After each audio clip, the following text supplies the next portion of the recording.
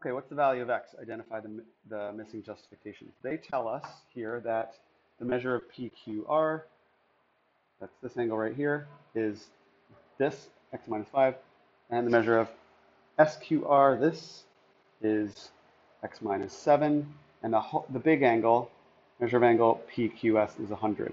Well, if you can say that the two smaller angles add together to be, sorry, the measure of the two smaller angles adds together to be the measure of the bigger angle, okay, that's the angle addition postulate.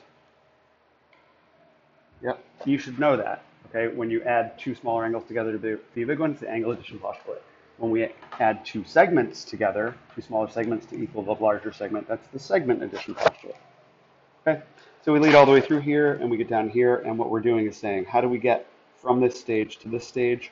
Well, apparently they added on this 12. That got 12 higher and that part disappeared.